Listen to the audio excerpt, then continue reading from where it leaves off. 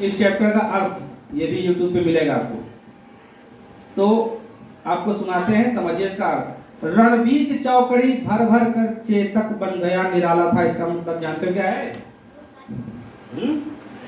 रण रण मतलब होता है युद्ध का मैदान। युद्ध के मैदान पे जो चेतक है वो चौकड़ी भर रहा था। चौकड़ी भरना समझते हो? आदमी लोग चौकड़ी भरते हैं कि नहीं भरते हैं? कि चौपाई भरते हैं चौकड़ी? आपके तो 2 पैर हैं कि 4 हैं? तो आप लोग चौकड़ी नहीं भरते हो, आप लोग 2 पैरों से दौड़ते हो। और जो जानवर है वो चौपाया है और वो चौकड़ी भरता है। हाँ, बहुत तेज दौड़ना। चौकड़ी भरना मतलब बहुत तेज दौड़ना। तो युद्ध के मैदान में जो चेतक था ना वो चौकड़ी ऐसा भरे कि सब लोग का देख के दंग रह जाए। कभी ये घोड़ा है कहाँ है बताओ, बड़ा अजीब तरीके से दौड़ रहा है पूरे ग्राउंड में। और राणा जी के ऊपर सवार। राणा प्रताप के घोड़े से पड़ गया हवा का पाला था। हवा भी उससे तेज नहीं दौड़ रही थी जितना तेज वो घोड़ा चौकड़ी भर रहा था, हवा से भी तेज। हाँ, तो गिरता न कभी चेतक तन पर राणा प्रताप का कोड़ा था। इसका मतलब क्या है कि राणा जी को जो है कभी भी अपने घोड़े पर कोड़ा नहीं लगाना पड़ता था। बात समझिएगा, राणा जी को अपने घोड़े पे कोड़ा उनके पास था, लेकिन वो केवल शोबाजी के लिए था। उस घोड़े को कोड़ा नहीं लगाना पड़ता, कोड़ा मारे तब चले वो हैं।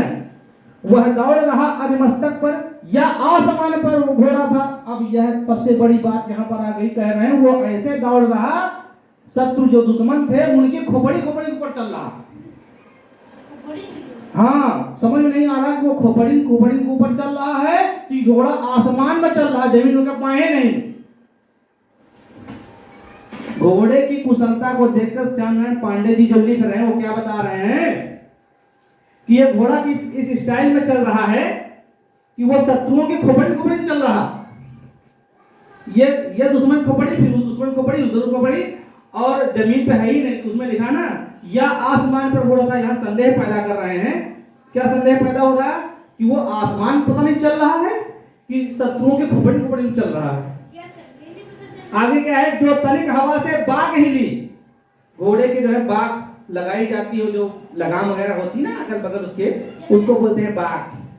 तो जो तनिक हवा से बाग हिली मतलब हल्का सा बाग उसकी हिली नहीं, जैसे किसी ने उसके लगाम हल्का सा ढीली किया नहीं, वो लेकर सवार को उड़ जाता था।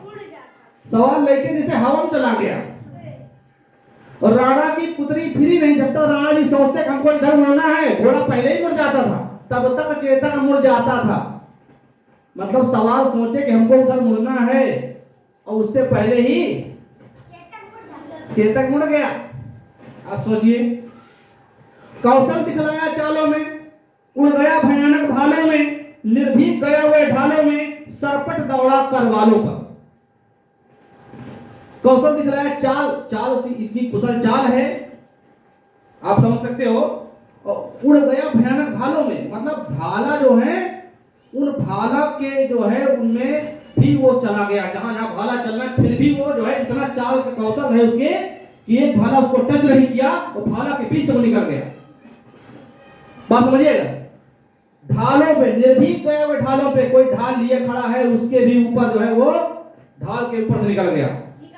हाँ, और सरपट दौड़ा करवालों पर। करवाल मतलब तलवारें चल रही घनाघन, और फिर भी वो फांता चला जा रहा। कोई डर नहीं उसके अंदर। है यहीं रहा अब यहाँ नहीं। शत्रु समाज परेशान कि अब है यहाँ रहा घोड़ा और दोबारा नजर देखे है ये नहीं, कहाँ चला गया पता नहीं। है यहीं रहा अब यहाँ नहीं, वह वहीं रहा अब वहां नहीं। कहने मतलब वो हुआ फिर देखे हुआ है ये नहीं। फिर जगह न कोई जहां नहीं, वो ऐसी कोई जगह नजर डाल दो जहां वो दिखा न पड़े, हर जगह मौजूद हो। इतना तेज दौड़ रहा था कि ऐसे नजर किया घोड़ा मौजूद, इधर गए घुमाई फिर घोड़ा मौजूद, इधर गए फिर घोड़ा मौजूद, जहां नजर गए वहां घोड़ा, वही घोड़ा। और किस आदि मस्तक पर कहा नहीं, और शत्रु का ऐसा कोई खोपड़ी नहीं जिसकी खोपड़ी में उसकी टाप पड़ी नहीं। हर खोपड़ी में उसके टाप पड़ रही। तब सोच सकते हो हैं? बढ़ते मनसा हुए लहर गया। जैसे नदियों में लहर होती ना, नदी सीधे नहीं बहती है, लहर रहती है, तो वैसे वो एकदम से जा रहा सीधा मुड़ गया, एकदम से मुड़ गया घोड़ा। बढ़ते नदसा वो लहर गया, और वो गया गया फिर ठहर गया, एकदम से तेजी जा रहा, एकदम से ब्रेक लगाया, सर से रुक गया, अब फिर दिशा बदल दी उसने। आप घोड़े की स्टाइल समझ सकते हो, एकदम से जा रहा तेजी से, एकदम से रुक गया, दिशा बदल दी। तो क्या हुआ, बता रहे श्याम नारायण पांडे जी कि वह गया गया फिर ठहर गया, और विकराल पंचमय बादल सा, जैसे कि बहुत ही भयानक जो गरजने वाले बादल, उस तरह से वो जो है क्या हुआ, पूरे पूरे जितने शत्रु थे उनके ऊपर एकदम ठहर, सबके ऊपर फैला है। कोई ऐसा शत्रु नहीं जो कहा हमें खुबड़ी, हमारे ऊपर इसकी टाप पड़ी नहीं, ऐसा कोई शत्रु नहीं बचा वहां पर। समझ सकते हो?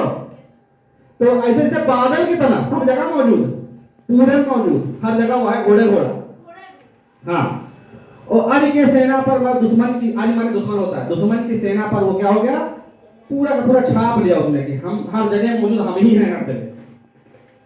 भाला गिर गया गिरा निसंग, जो भाला लिए थे शत्रु उनका भाला गिर गया, जो धनुष बाण लिए थे उनके धनुष बाण भी छूट गए।